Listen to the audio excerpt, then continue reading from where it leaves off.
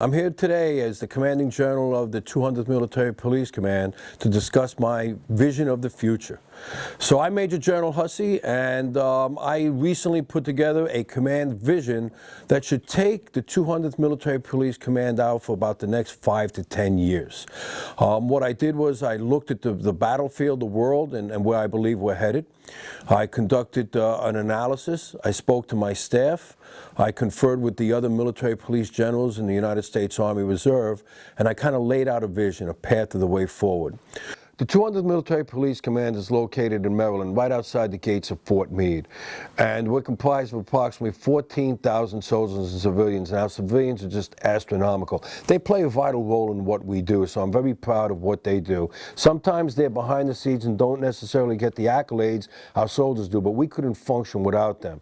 And it's important that you mention that as well, because we are all over the country. So I have an MP brigade in California, I have an MP brigade in Michigan, I have an MP brigade in New York, and I have an MP brigade in Tennessee. And we have battalions and companies throughout the United States. And they're serving in a variety of missions. I already mentioned Guantanamo Bay. I have CID detachments, and they're serving up in Fort Belvoir. And what they're doing is providing protection for some of our high-level military personnel.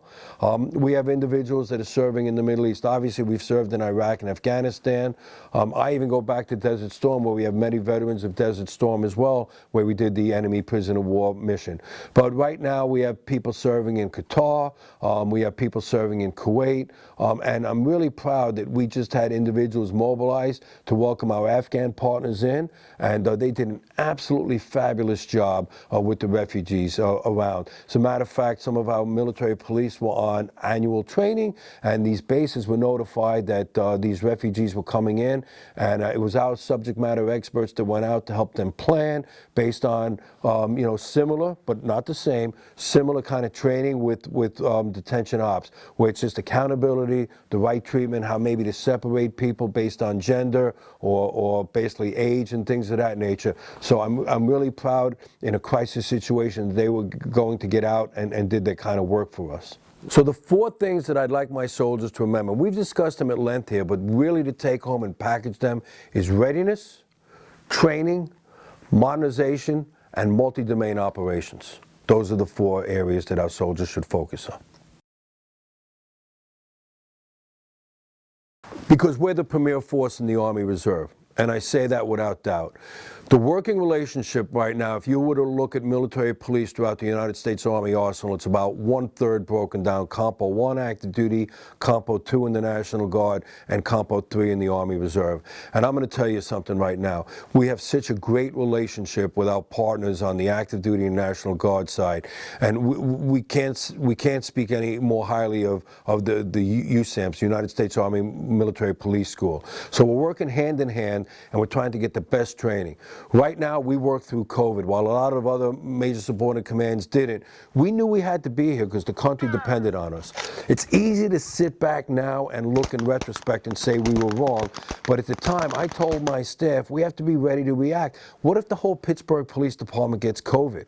What if the president comes to us and says, I need you to conduct law enforcement in the United States? Or if a correctional facility, if all the guards couldn't make it, we'd still have to go in and provide some services to those prisoners and make sure that states could go on. So we looked at that, we were prepared, and also we had some social justice issues throughout the United States last year. Now, we weren't called, but still we had to be prepared in case the president decided he wanted to use us. So we were ready. So our forces were training, our equipment was being readied, and if we got the call, we were ready to go. And in the current situations, as I've explained, I get called from the active component. So again, we're serving at Guantanamo Bay, we're serving up at Fort Belvoir and in the National Capital Region to make sure that our senior leaders in the military are protected, and that's the 200 doing it. I don't want people to join the Army Reserve and sit around. I'm trying to get you out, get you to the field, train on the variety of weapon systems that we have, and most people don't realize this. You go to any one of my armories, I got more weaponry in my armories than most infantry companies do. We're a premier force. You have to be elite to be a military military police. We're looking for people that are sharp, have good GT scores, have an education, and want to be something. And I'm reaching out to various law enforcement agencies, police agencies throughout the United States, and they can't get enough of us. They want us. They're short right now. They know our people have been vetted, trained, they're height, weight proportional, they have a good record, they're not into drugs, and they're asking me, hey, General Hussey, do you have MPs that want to join my police force and be part? We offer them 20-year plans, pensions, good salary, educational benefits, medical benefits. So if you're a young soldier coming in off of what I say is Fort Couch, and you come to me, we can just about guarantee you a job if you make it through our training. As a matter of fact, going through USAMP's, U.S. Army MP School, you are getting a validation, of credentialed validation that in many states will be taken as a certificate to be a police officer. And if not, you'll go right through their vetting. They'll look at you and say, hey, this is the individual we want. And I'm very proud of both my men and women that are going out there and doing great work. And so they're coming here. A lot of them are police officers. They work with Department of Homeland Security. They're correctional officers. And they're bringing that talent here. And they're just doing wonderful things, and I'm very proud of them.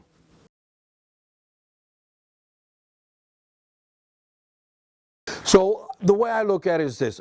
First of all, that's my responsibility. I have to excite that soldier. I want to make that soldier stay, okay? So what do I have to give him? I have to give him opportunity. So the opportunities we have, and I've spoken to my senior staff, every time I meet a major, one of the first questions I ask is, where were you in your professional development? I just had a town hall for hundreds of captains and lieutenants, and one of the first questions I ask them is, where are you in your captain's career course? So I want to open up that option and let them know how important that is. We spend a lot of time working with them to make sure that the opportunities are available. So the first thing I'm offering you is opportunity to stay. I reached out to a friend of mine that I served with in Afghanistan, and I asked him about aerosol slots. I said, you know what, I have soldiers here that are working really hard. They're doing outstanding work, even though we haven't given the record ACFT yet. They're out there, they're putting in their time, they're scoring very high on diagnostics. I said, you know what, I see these best warriors. Let's see if we can send them to aerosol school. And we are. We're finding slots for aerosol school. We're challenging our soldiers. Soldiers that want to go on deployments, that want to volunteer and go either to Guantanamo Bay, overseas to the Middle East, become a CID agent. We're going ahead and we're giving them the opportunity. And you know what? If they don't want to stay in the 200th MP Command because we have certain MOSs, military occupational skills, for example, military intelligence, I have to let them go back to, for example, the Military Intelligence Readiness Command. That's fine with me. They've got an opportunity, but you know what I'm hearing from my MIs, my military intelligence personnel? Sir, this is wonderful. You've challenged us. We're not sitting here just doing security clearances. You have us looking around the globe. You have us doing an EPW, enemy prisoner of war capture rate. We've never seen this before. You have us looking at the cultures and what it would be like to have different cultures from around the world and how our soldiers would need to be trained on that to understand that culture, because I went through that. Our soldiers realize, especially the ones now that are working in that law enforcement community, just like, wow, I really got to look at people and understand the culture where I'm working and have a little bit of empathy, have a little understanding. So again, those NCOs and junior personnel that are seeing this and understanding the training we're putting them through can now take that and go back to their civilian skills, and they can apply them there. So I want to go back to a point too about recruiting and why a soldier should join the military. So very easy for me to say, but I want you to look and see how many senior leaders have their soldiers, have their children rather, joining the military. So my son didn't go Army, but he's on active duty in the Air Force now. You know, college isn't for everybody, and if you look at my record, I'm an academic, so I'm not somebody that's you know, doesn't believe in education. I truly do. But you know something? We have to look at education and say that some of our youngsters can go to school, come back with $150,000 debt, and be right where they were 4 years ago. Okay? And so what do I mean by that? Well, you come to the military, and if you can learn being a mechanic, an electrician, an HVAC operator, at least where I'm from in New York, these individuals are making six figures. They're plumbers, they have good housing, good jobs, good benefits. See, this young generation doesn't understand, like me, I retired from New York State. I'm getting to retire. I'm going to have a pension coming in for the rest of my life. And these are the values, right? These are the important things that maybe our 18-year-olds don't understand.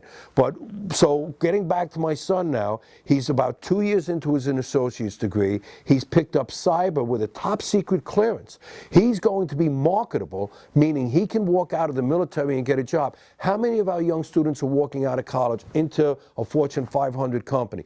Unless you're picking up a finance, an accounting, or a nursing degree, some of these degrees that our colleges are giving out are really not being beneficial for our soldiers. So if you come here and you're motivated and you have a trade, you'll do fine. And think of what I just said as far as the military police. You walk into any police agency throughout the United States and you will live a good middle-class values life. You'll have the finances, the medical care, and you should do very well for yourself. And there's pensions involved in this too. So I ask you to take a look at that.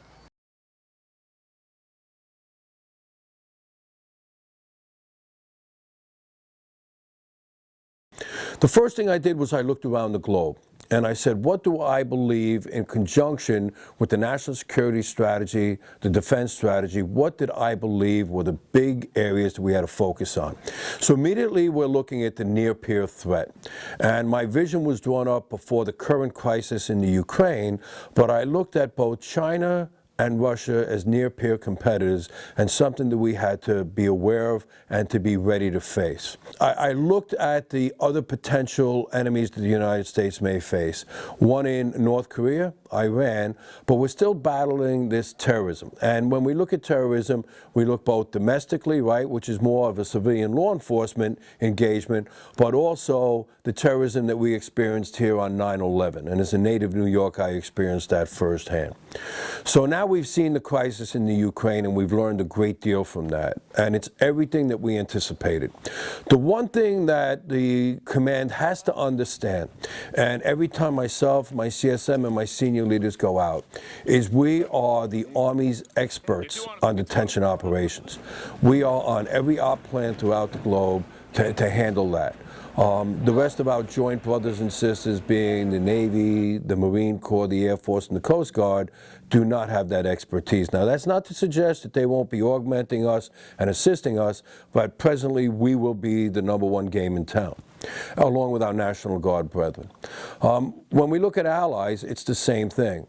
Many of our allies might say, hey, the United States may not do detention ops, to the standard we like it, but behind the scenes, they know that we're the ones that do it. And through my experiences in Iraq and Afghanistan, often you'll see allies that, will bring their prisoners to the United States. They'll come in and check up on them to make sure that we're doing it right and meeting the standards, but they are relying on us to do it. It's a very difficult mission.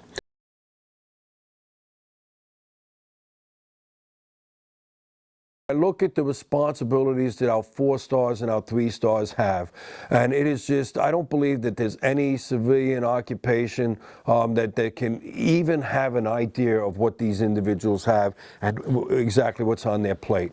So one of the first things they have is obviously to keep the peace, but in case they are forced into conflict, they have to look and deliver some striking blows, okay? And you do that through combat arms. And the first thing you want to do is, of course, protect the force. So you're looking at all the different enablers you have. And the military police are important, and definitely in my mind they're important, but enemy prisoners of war do not always make it to the surface of what a 4-star has on his plate. But yet, in past conflicts in Iraq, Afghanistan, and what we're dealing with in Guantanamo Bay, and even when we go back to Korea and World War II, we look at the studies, the academic studies that have been done.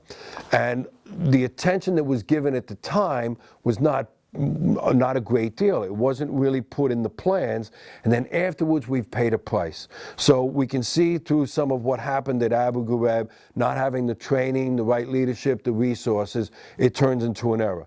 I often speak about Korea. In 1950, in August, after the North Koreans pushed south and pushed the 8th Army deep, General MacArthur launched the Incheon landing. And basically what he did was cut off the lines of communications for the North Korean army, and they couldn't support themselves. And then the 8th Army pushed up from Busan up towards the 38th parallel, and then you had General MacArthur and his troops, comprised mostly of Marines, approximately 70,000, push south.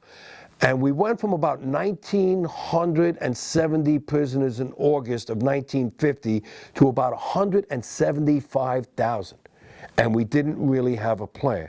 So we moved them to the island of Kojido.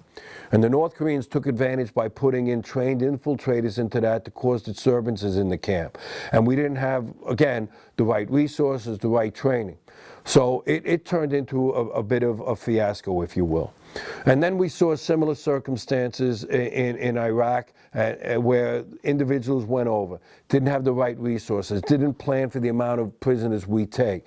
So what we've done here in the 200th Command is we've focused a lot of attention.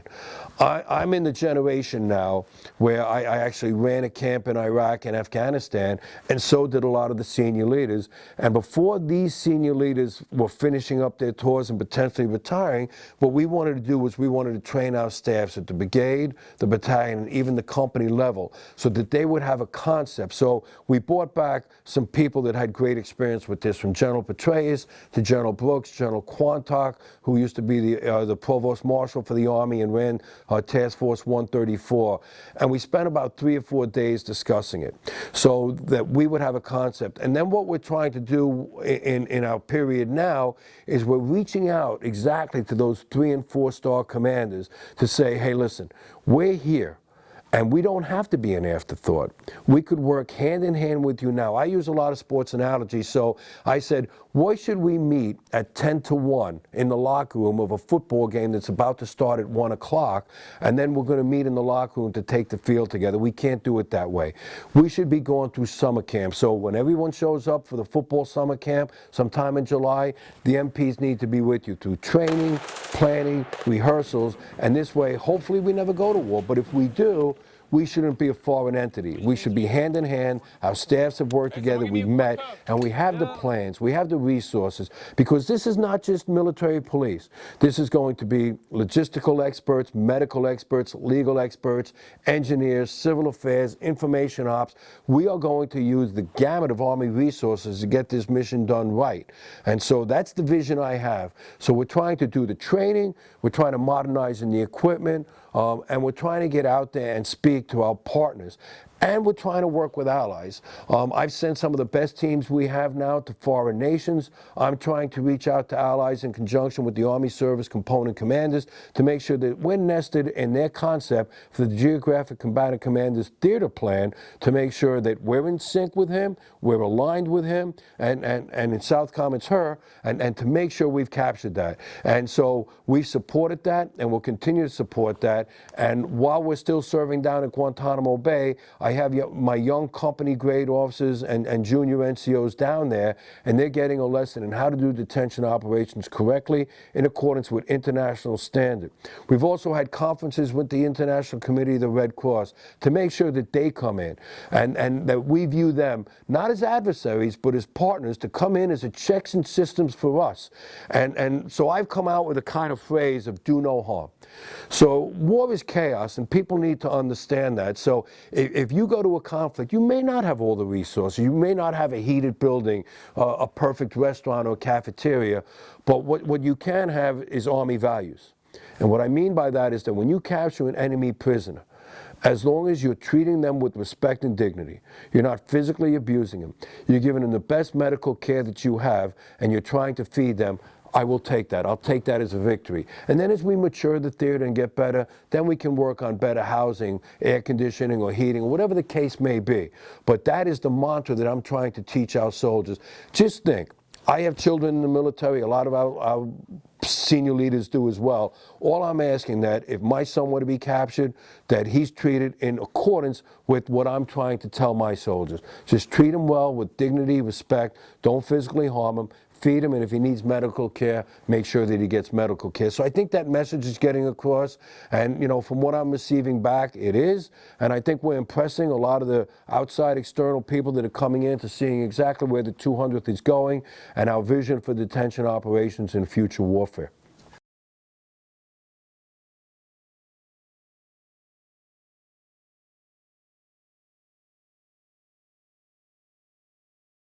So this has to do with what do we need to accomplish this vision. The first thing we need is readiness. Our soldiers have to be ready. So what do I mean by ready? When I first came in here and I looked at how we kind of deploy as a reserve, often we try to go with units intact, but that's not always feasible for a variety of reasons. We're a reserve force, and different things come up from the health of the force to different conflicts that people may be having in their life, so we have to do fillers. So my concept is that we have to be able to meet all of our individual requirements in training.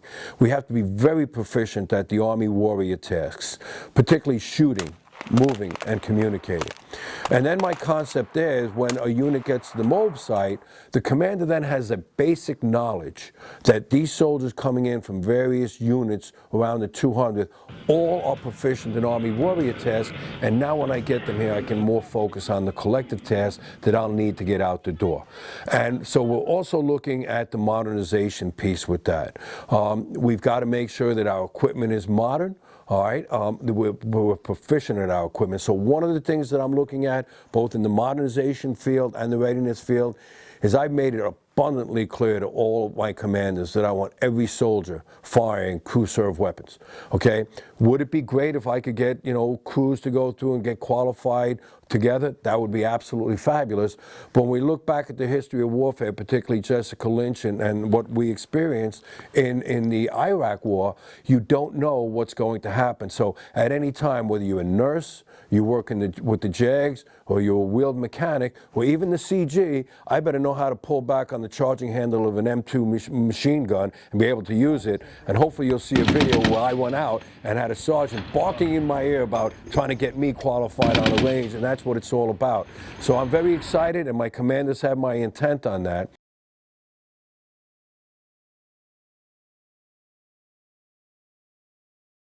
With all that is going to come good leadership. And what do I mean by that? When we look at exactly what's happening in the Ukraine now, we see Russian generals dying. And any leader should be out with his troops. But the one thing that I've tried to tell my troops that we have is our soldiers and our NCOs. And the difference between what we're seeing in Russia and in the Ukraine and here is our soldiers know how to gain and grasp commander's intent and react to it. And so with that, I don't have to be at the front. All our soldiers need to have is commander's intent.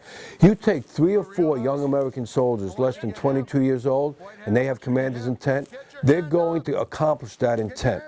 They will go ahead, they will grab a vehicle, grab weapons, and if they have to guard a bridge, blow up a bridge, guard a particular building, they'll understand it and do it. With that, we need agility and flexibility, but we need good moral standing because the battlefield today is going to be a lot of individualism. And what I mean by that is particularly the MPs, you will not have a senior leader out there with you. But we need our soldiers out there, our young leaders to go out there, conduct detention operations right, make sure that humanitarian aid is being given out if necessary, make sure medical care to civilians. We could have pregnant women that we're dealing with on a main supply route, and my soldiers shouldn't be bypassing. As much as they can, they have to help. General Kralik, the former commandant of the Marine Corps, called that the 3-block war. And when we're going out there, our MPs, our multi-purpose, right, MPs, military police, we also call them multi-purpose, have to be able to respond to all of this. So it's going to take that young staff sergeant that might be 25 years old, and he or she are going to be making strategic decisions because we're operating in an environment as well where social media is available. And this social media can either make or break what a unit's trying to do, what a nation's trying to do in warfare, and our soldiers know that. So how they conduct themselves, particularly when dealing with the civilian population in a war-torn area or dealing with detainees in an EPW camp is extremely important. So all the time that myself and my senior leaders are out there, we're trying to instill the Army values in them. We want our NCOs to go to school. We want them to lead. One of the things we've done here now that I don't believe you're seeing in the other major subordinate commands is I am really pushing that NCOs take back their training. We're very big in the Army Training Network. to conduct our medal training, our commanders training objectives, and the NCOs are conducting training. So I love our brothers and sisters in 1st Army, but I want to make sure it's our soldiers out there leading so that the junior soldiers, we gain that confidence in the NCO Corps, and our NCOs know the material, can train on the material, and build up their leadership skills. So in case we are called to conflict, we are able to go ahead and respond accordingly.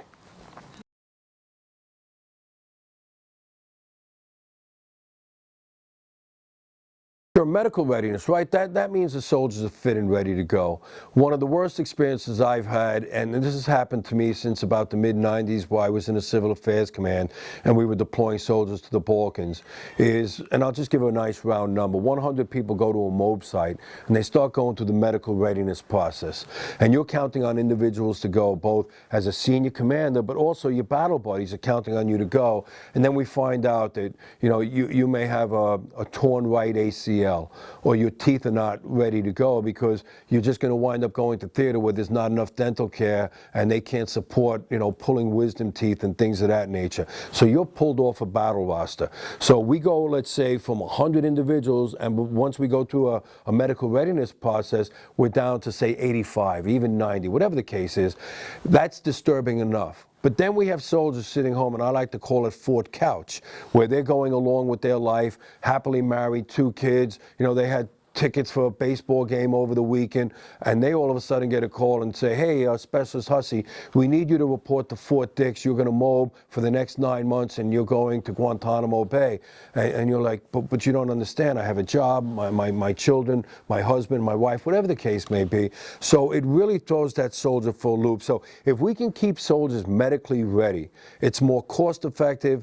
We can go ahead and figure with some consistency and inform our soldiers when they expect to go on a deployment and how long their dwell time will be. It's the inconsistencies, it's the last minute notices that cause life disruptions. And remember, that goes into a long way as far as retaining a soldier, keeping a soldier's morale up, and also we're not just retaining that soldier, we're retaining that family and retaining the employer. And that's something unique to Compost 2 and 3, the National Guard and Army Reserve, that our active duty brothers and sisters don't have to deal with.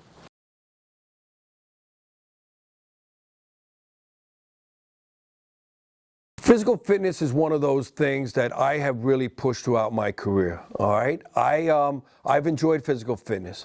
As a matter of fact, I'll tell you a funny story if I can. So we recently moved from New York to South Carolina, and we had a couple of pods to fill up, and I was taking this real Cybrix machine. It's an elliptical that I really like, and my wife said to me, are you really taking that down? And I said, honey, that machine is going before you. And the reason I say that is because physical fitness is such an important part of my life, and anybody that knows me knows that. I've told my aide consistently, right, I don't miss meals and I don't miss physical fitness, because physical fitness is part of mental fitness, all right? When I'm having a bad day, I do one of two things. I go find a 19-year-old E4 to bring me back to reality, and then I recall why I joined the military, because it's all about him or her. But also that fitness, it just takes away the stress. And I can remember my staff telling me on numerous occasions, I hate to see him come back from physical fitness, because he comes back all energized with new ideas, his morale is up. So I try to tell soldiers, right? And this is a force that's unlike others. And through the years, because of videos and games and cellular phones, we're not as active as we once were. So it's really important to do that, because I believe if you're physically fit, you're mentally fit. And we have to get out of this, because I deal with this all the time. Hey, sir, it's too hot, I can't run. Hey, sir, it's too cold, I can't run. I used to love to run in the snow, because here's the thing we have to remember, okay? We don't know where we're going to war. And when we look at situations like the Battle of the Bulge, right, or Korea, or we look at our veterans from Desert Storm or OIF, Operation Iraqi Freedom, 120 degrees. And if you convince your body through your mind that I can run in the heat and I can run in the snow, and I'm going to stay physically fit, and you build that mental toughness and resiliency, you're going to be able to perform in combat. Because there's no time that you're ever going to turn and say, it's too hot to fight, it's too cold. You're going to be expected to fight because our enemy will. And in some cases, it's going to be life or death. And you're going to have to be able to turn it on and be ready to go. In my previous life, before coming to the 200th Military Police Command, I spent a lot of time in the civil affairs world. And that was basically a civil affairs mission, dislocated civilians, right? And we're seeing that right now in the Ukraine. And the key thing is, and I'm on record, I can show everybody the emails, that we were doing this dislocated event long before Ukraine. But now that it's on your TV, you're seeing just how important it is, because wherever we go to conflict, we're going to have people, refugees, dislocated civilians. There's different definitions of this, but the bottom line is we're going to have civilians on the battlefield that are moving to our area, and we have to be ready to work with them. So picture this, right? We're doing main supply route, and we're trying to move equipment down the road or move enemy prisoners of war back, and there's literally thousands of people blocking that road trying to get out.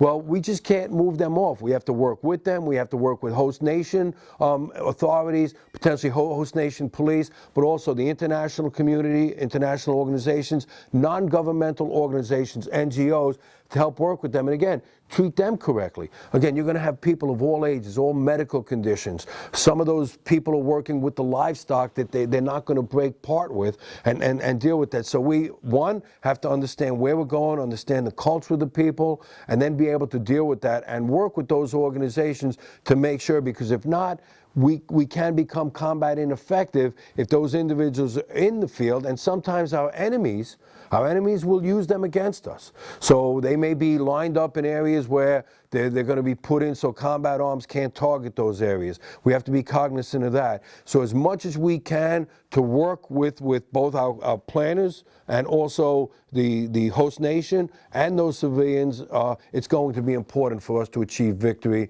and our national objectives on the battlefield.